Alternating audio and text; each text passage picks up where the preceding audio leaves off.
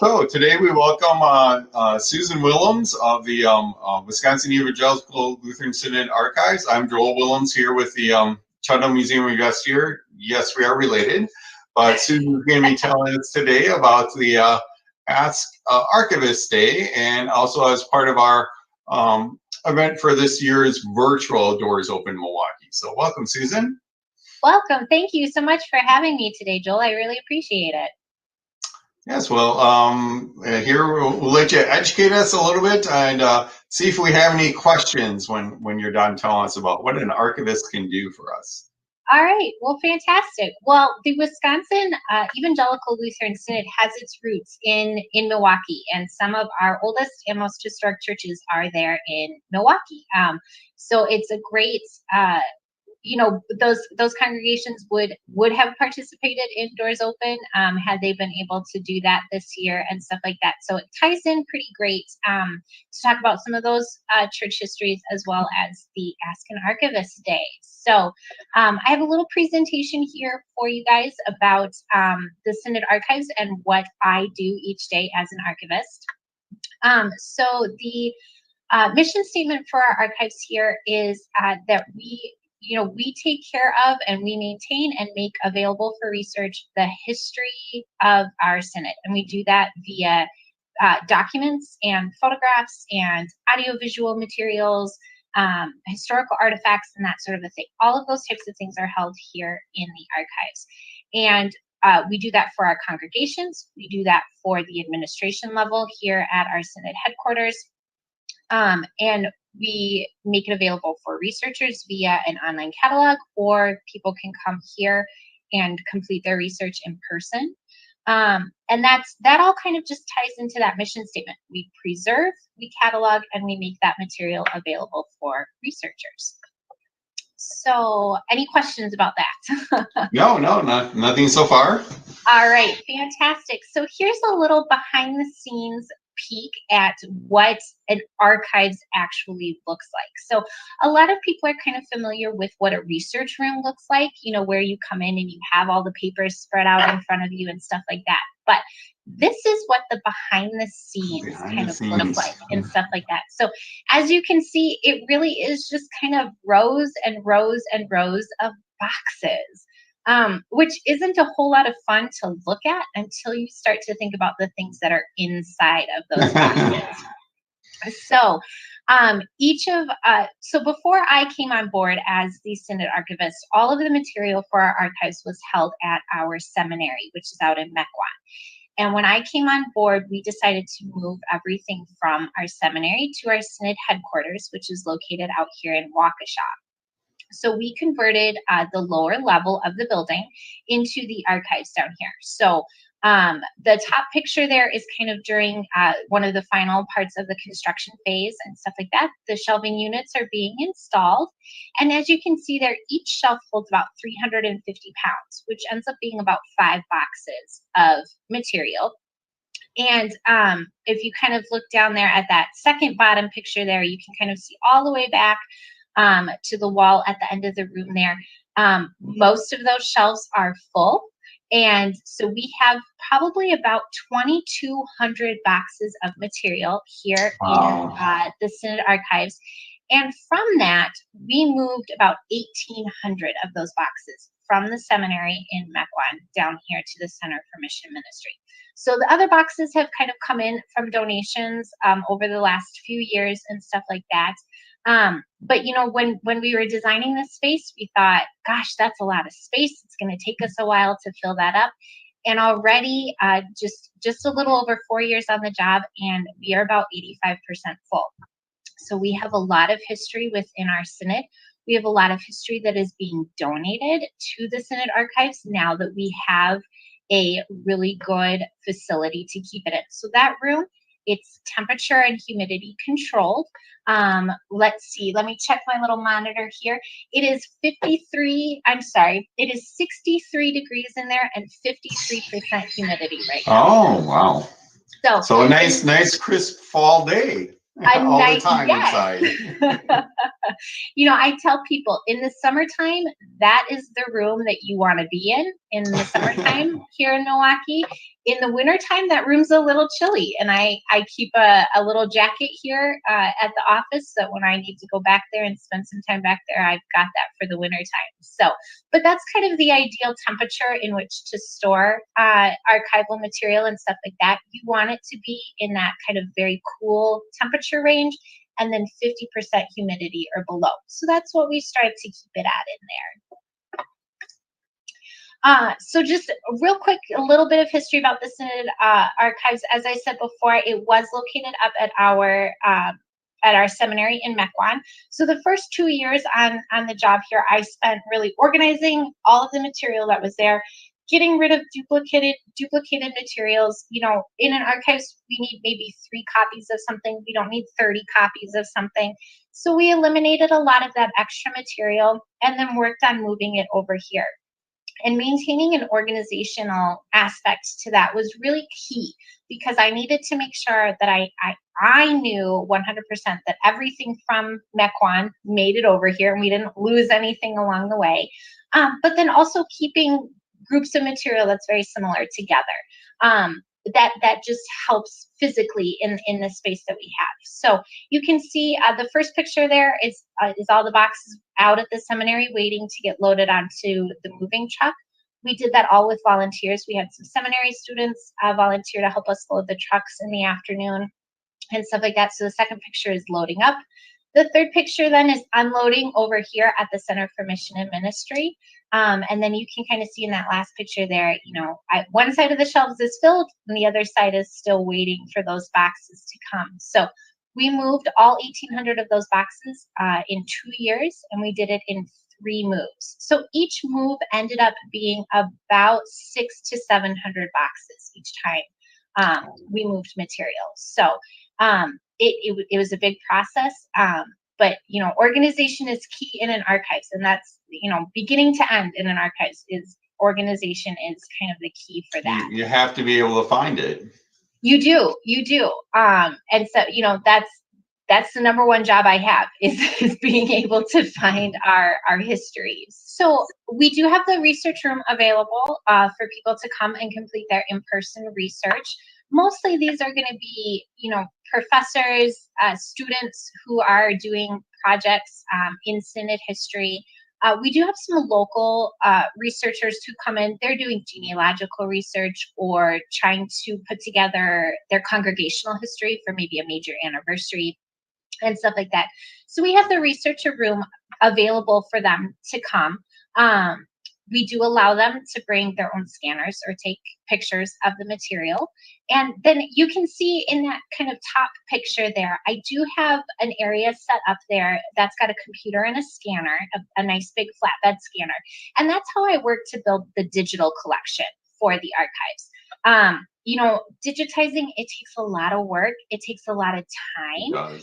So right now, how I work to build that collection is via research requests. So when I have somebody who isn't able to come and do their research in person, they contact me, let me know what they're looking for.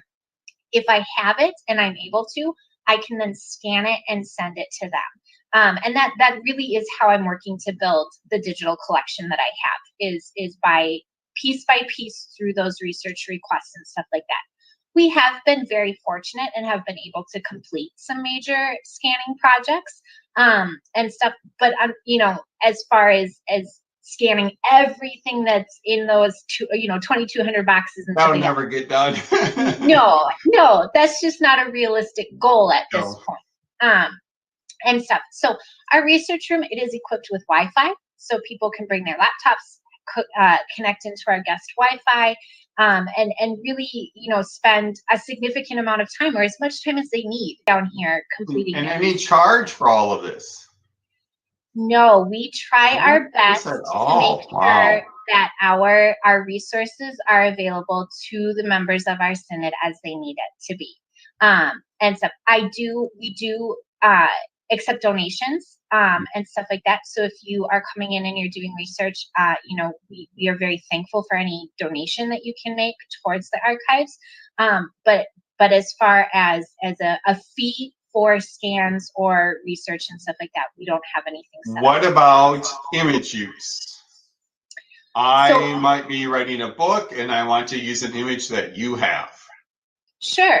So for that, for the most part, everything that is in the archives, when it comes to things like images and stuff like that, that's Synod copyrighted. So as far as getting the copyright and stuff like that, it's fairly easy here in the building. We do have a few things that came from private collections. You know, it's one of our missionaries over in Africa donated his family slides and stuff like that. So that's a little bit more involved in trying to get the copyright permissions for a book and stuff like that. But through the donor records that I keep as part of my administrative role, I'm able to help you work with the family and you know, talk with them or get in contact with them about kind of that copyright permission and stuff like that. So I work with you on all of those steps to make sure you're getting what you need as a researcher, and documenting the correct copyright issues. So very good. Yes. So from there, we'll dive into what does an archivist do during the day. So one of the fun things about being an archivist is that no 2 days are exactly the same. So if you're one of those people where you get, you know, you don't like having a monotonous routine or something like that, you should probably consider archives work. There you go. I can guarantee you no 2 days are exactly the same. But within that, though, there are these categories are kind of how my time is broken up. So I organize and catalog materials in the archives for research. I fulfill research requests. I have administrative duties that I am in charge of and that I need to complete. I do all of the outreach and education for the archives. And then there are professional development goals that I have that I worked to complete and stuff. So pretty much everything that I do every day falls into one of these categories. So we'll talk about the first one. So organizing and cataloging. You do have to be somewhat an organized person to work in an archives because you have to be able to find the material when somebody comes to you and says, I'm looking for this letter from this person to this person on this date.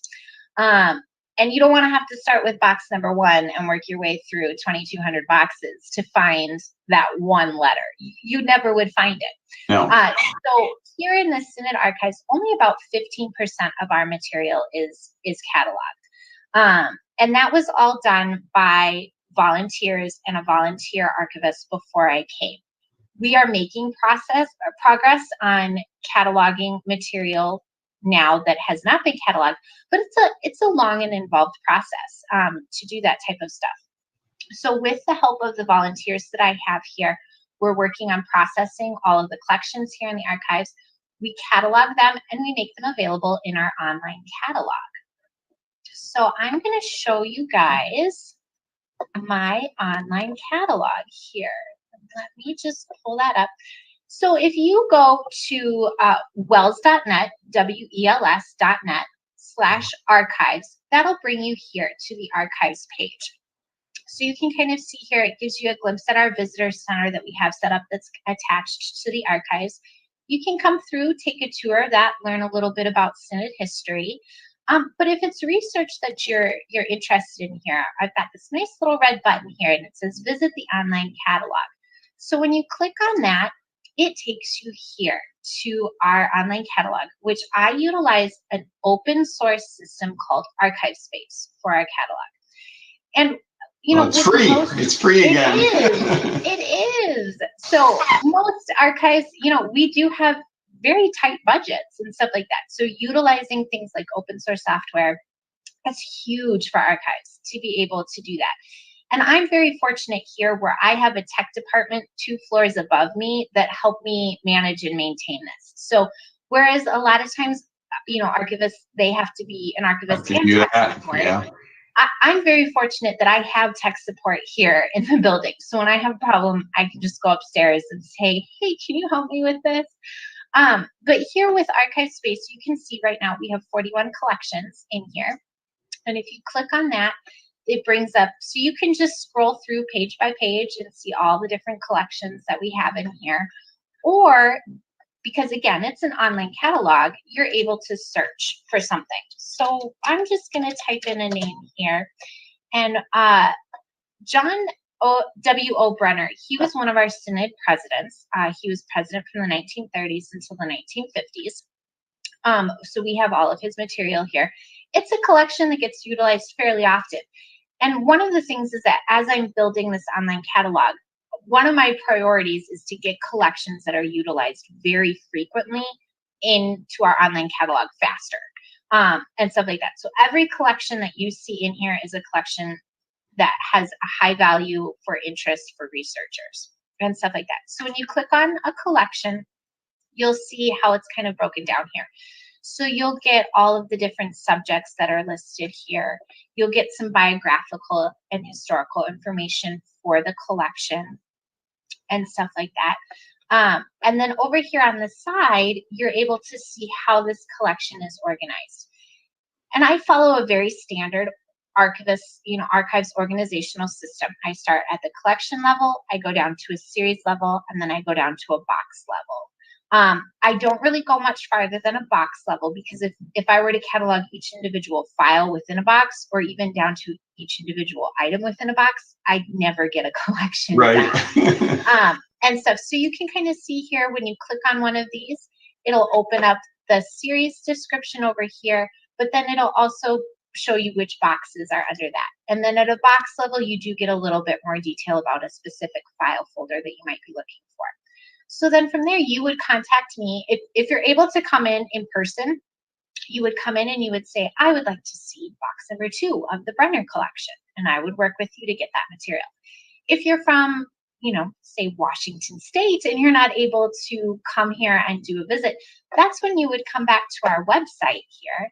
And down at the very bottom, there's a big red button that says Contact the Synod Archivist.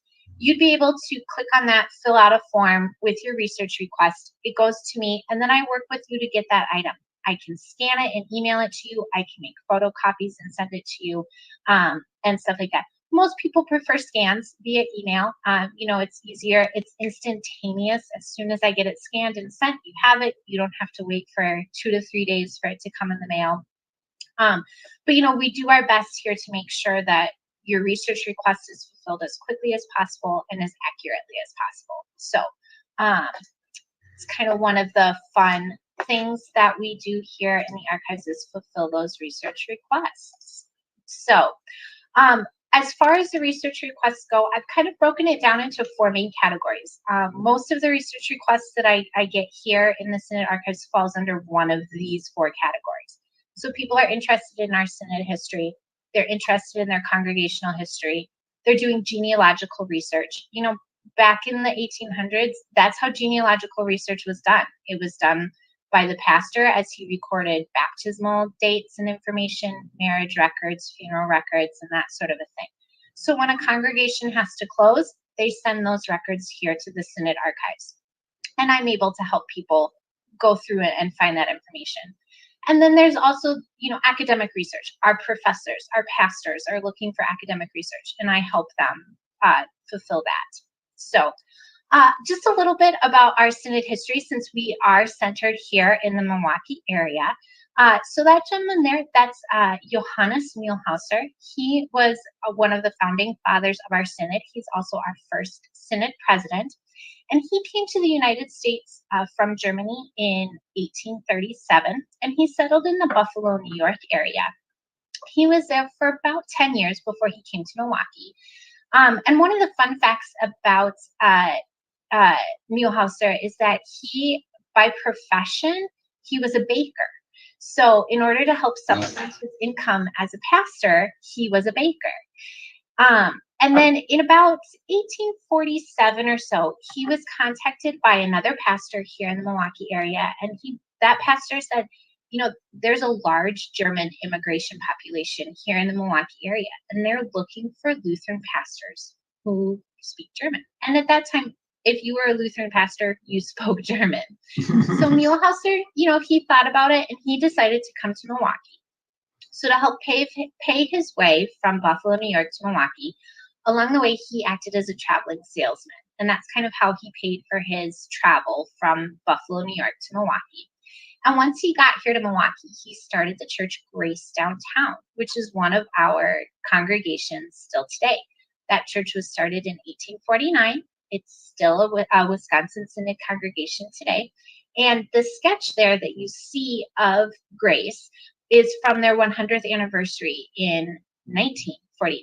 So that's still what the building looks like today if you were to drive by it. It's grown a little bit. You know, they've got the Grace Center on one side, and MSOE. Yep, and MSOE has grown on the other side.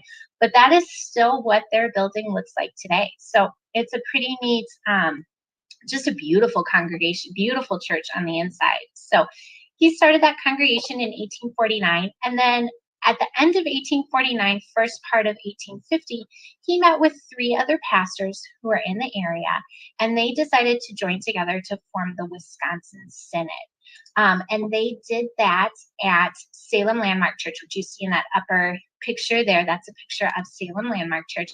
That's a little bit outside of the actual downtown Milwaukee area. It's on 107th and Good Hope. So it's on the northwest side of the Milwaukee area. But that building is still there today. And it's actually, the lower level of that building is set up as a museum. And that's run by the Wells Historical Institute. They've worked really hard to restore the interior of that church back to what it looked like in the late 1800s. So that larger picture there, you can kind of see some of the restoration work that has been done on the inside. And then the other lower picture there shows kind of how the museum is set up there in Salem. And so the Wells Historical Institute, you know, they kind of works side by side along with the archives to preserve Synod history. Whereas the archives focus is very much on the paper trail of Synod history. So it's the documents, the photographs, and stuff like that. The Historical Institute does more of museum type artifacts and stuff like that. So they have, and I can take you to their website here. So they have a website here. All of their membership dues and stuff like that go towards preserving the Synod history and keeping the museum going and stuff like that. But here you can kind of see some of the things that they have on the inside. So here you can see the church when it's going through some of the restoration work. Here's some more pictures from the museum that they have down in the lower level and stuff like that. So it's a great opportunity for people to kind of see what it was like to be a German immigrant during the late 1800s and stuff like that.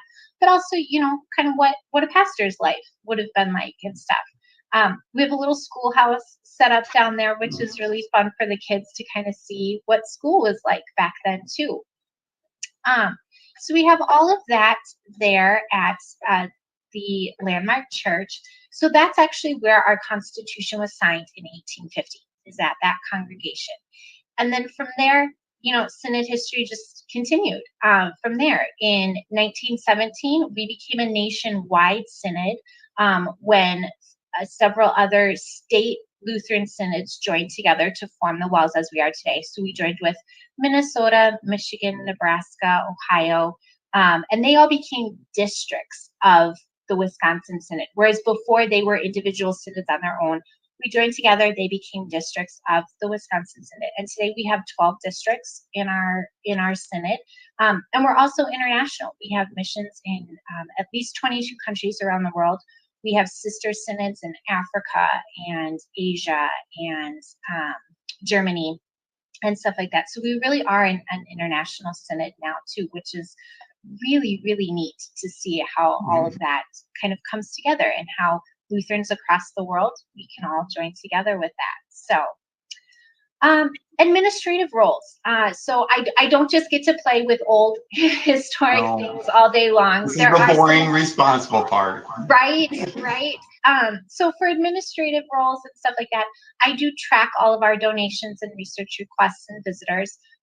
In 2019, we had over 1,000 visitors come to the Center for Mission and Ministry. Wow. So they came down, they toured the visitor center that we have set up. They got to see how the archives works and operates and stuff. And I talk to almost every single one of those visitors when they come through and do their tours and stuff. Give them a little bit of, a talk about what I do as an archivist and stuff like that. So There are annual reports that I have to do every year to the hierarchy here in our synod and stuff like that. Reports to the district presidents, reports to the councils and stuff like that. I manage our budget and our supplies here for the archives. And then, one of the administrative roles that I really enjoy is just having volunteers and student interns. And as you know, there at the Chudnow, we could not do half of what we do if we didn't have volunteers and interns. And so we rely so heavily on their help and their manpower and stuff like that. So that's really one of the fun aspects of my administrative role, is getting to know my student interns and the volunteers that we have here. I am also in charge of outreach and education. I'm a big proponent of teaching history, of learning history, of how to do history and stuff. And one of the ways that I get to try and help educate people about that is the tours that come through here, talk with them about how you do historical research and stuff like that. I partner with some of our area WELS high schools to have church history classes come in, teach them how to go through and do archival research. That's a skill that not very many people have, especially at a high school level. Right. And stuff. So teaching them how to do that type of stuff. I consult with congregations about their own histories, how to preserve their archives on site at their own congregations.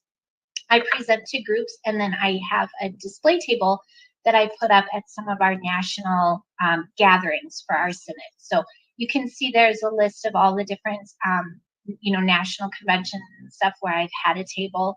I usually partner with the Historical Institute on my table. We work side by side in preserving synod history, so it's a great way to not only share what each organization does, but also share how we work together to preserve synod history and stuff. So you can see I haven't done much in 2020. I don't think many people have, so it's been kind of a sad year for that. But opportunities like this to talk to people via the internet is a really great way to reach out to other people. One of our new ones we're all learning, huh? Yes. So when you come through and you come and you see me either here at the building or you request information to be put on display at your congregation, this is the material that you get. So I have a nice little double-sided flyer here. You can see both sides of it. So not only do I preserve history of congregations and synod institutions that have closed, I also preserve material from active and open organizations and congregations within our synod. So as you can see on that list of materials that I collect, some of those are things that I collect ongoing from congregations. If you have a congregation and you just had a new pastor installed, send me the bulletin from that service. If your congregation is celebrating a major history, I know we have a few congregations this year that are celebrating, 100 or 125 years and stuff like that. Send me a copy of the history that your congregation puts together and stuff like that. I keep those things here because they're a great way for other people to learn about your congregation, but then also just to make sure that your congregation's history is being preserved. There's a lot that can happen if it's only stored in one location, but if you have backup copies saved here, it goes a long way in preserving your congregation's history. And then lastly, archives depends so much on technology, and things are constantly changing with technology.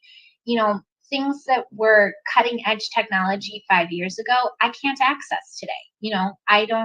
I have a floppy drive from 2005 that I have no way of knowing what's on there because my current computer doesn't have a floppy drive. And stuff. So part of being an archivist and stuff like that is professional development. I need to stay on top of current trends and stuff like that, not only for the archives world, but also I need to know Lutheran history. I need to know the history that I'm trying to preserve and stuff like that. So this is just kind of a list of different organizations that I'm part of, or that things that I've participated in, either to learn Lutheran history, to learn our synod's history, or to stay on top and current with trends and activities in the archives world and stuff like that. So some of the organizations I'm a part of are just very general for archivists and archives. Some of them are very specific towards Lutheran archives and stuff, as you can see there from that list. So,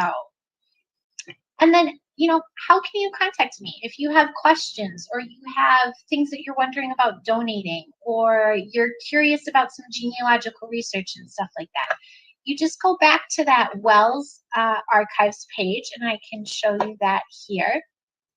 So you just come back to the Wells Archive page. Again, that's wells.net/archives. And down, you can see here down at the very, very bottom, I've got a nice big red button there that says Contact the Synod Archivist. When you click on that, it's going to pull up an online form that you'll fill out. That gets sent to me, and then I can contact you either via email or phone, however you prefer there.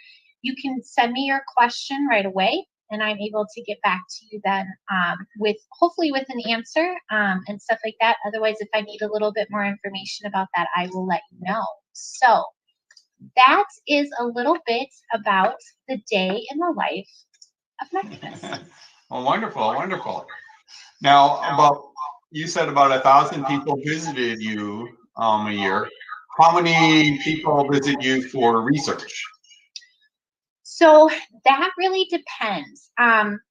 It depends on a couple different things. So if there is an area professor or pastor who's doing research for a paper or a higher education degree or something like that, that makes a big difference and stuff like that. But I would say the vast majority of the research requests that I get, they never come in physically. It's all handled via technology, whether that's email and scans or phone calls and sending photocopies or something like that. This year, very different year than years past and stuff like that. But I would say, before 2020, 2019, I probably had about 50 people come in and complete in-person research and stuff like that. So that's a big difference. We had 1,000 people come through the building. Only 50 of those were here to actually do in-person research and stuff. However, I handle over 200 research requests a year and stuff. So that, and that's anything from, can you help me find my great-great-grandmother's baptismal records to one of our districts is celebrating their 100th anniversary this year. So that has been an ongoing research project where I've really been helping that pastor put together 100 years worth of history and stuff like that. So, that's handled over the course of months and weeks and stuff, gathering that information, scanning it, sending it to him and stuff like that. So some are very quick and easy, and 15 minutes later I have an answer and I can send it off. Other things, I'm still working on, and I've been working on those research requests for a while. So the scopes of the research projects always vary as well and stuff. So again, that just adds to the excitement of what do I get to do today? Right. Now, I know this isn't quite yours, but with Doors Open Milwaukee, everybody wants to visit the churches and come in. How would they go about maybe trying to do that, doing a tour or something? Sure. So I would say, reach out to those congregations that you're interested in. One of the fantastic tools that we have on the Wells website here, and I can pull that up real quick.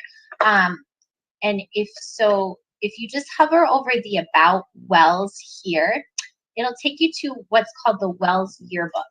And if you click on that, and there's a congregation that you're interested in visiting, right here under organizations, you're able to punch in the name of that congregation and the city that it's located in. So let's say you are interested in Grace in downtown Milwaukee. You wanna see Grace. So here you would just click on Grace and you punch in Milwaukee and hit the search button. And what it's going to do, Grace Lutheran Church here in Milwaukee, you can click on that and it's going to give you the contact information right here for that congregation. So you can reach out to them and say, I'm interested in some information about your congregation. They're happy to help. And I would say all of our churches are open on Sundays too. So you're always welcome to join us for a service. All of our congregations are maintaining social distancing. You know, they're following the local mask mandates and orders. They're doing extensive cleaning and everything in between services. So we really are doing our part to make sure that anybody who wants to come and visit us feels comfortable with you know, the precautions that are being taken and stuff like that. So we love having visitors. We love having people come and check out our congregations and stuff like that. So there's always people there at the congregation to talk to you, you know. There are. You know, they know their congregation's history, and if you happen to talk to somebody who doesn't, they know who to point you to as well, which is really fun. So Grace Downtown is a great one that, you know, obviously that's one of our founding congregations and stuff like that.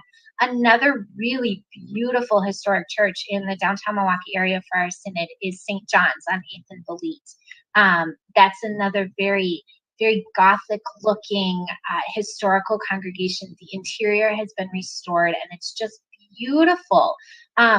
Very similar to the Trinity congregation that unfortunately is going through the reconstruction after their fire and stuff. They're very close to each other. That was a Missouri Synod congregation. St. John's is a Wells congregation. But again, about that same time period of being built, you know, the beautiful history that's in those buildings and stuff like that. They love sharing that with people. So you can just reach out to them, pop in for a service, enjoy the beautiful organ music that they have. I know St. John's at 8th and Bolete, they have a fantastic historical organ that they have, that they'll do organ concerts in a normal year because it's just such a beautiful organ that they have there. Sure. So kind of like the Basilica. Yes. So, you know, and you can always reach out and contact me here at the archives too. I'm happy to answer questions. And if I don't know the answer, I'm able to point you to someone who does, and stuff like that. I like to think that I know everything, but I know I don't. So there's always learning. Yes. And there's always that one question that just stumps you and stuff like that. So, you know, reach out to me. I'm happy to do what I can to give you the information that you're looking for. And stuff like that. So, any other questions? No. Anybody who has a question can ask here in the Facebook pages, and Susan and I will try to answer them. But yeah, thank you very much for joining us on Ask the Archivist Day. You are very welcome. Yeah, hopefully this will make everybody's at home Doors Open Milwaukee just a little bit nicer to learn a little bit more things and resources. That's always connecting people still, even if it's virtual like this or with a phone call. That's the important part. Yes, that, you know, I do think that's been one thing that has been fantastic out of this whole experience is just the virtual opportunities have really, really expanded and stuff like that. And resources that you might not know about, such as, you know, our online catalog and stuff like that, they're there to help you fill in those gaps when in-person stuff is a little bit harder to make happen. So you just have to ask. All right. Wonderful. Thank you again, Susan. You're very welcome. Have a good rest of your day. You too. Bye-bye. Bye.